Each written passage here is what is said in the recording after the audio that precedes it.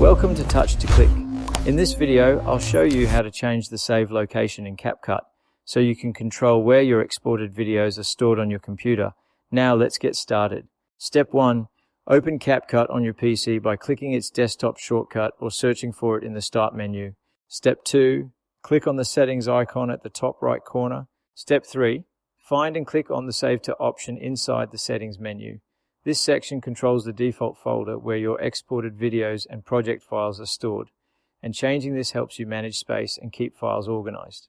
Step 4. Choose your preferred folder in the pop-up window by browsing through your computer's drives and directories. Step 5. Click OK to set the new save location.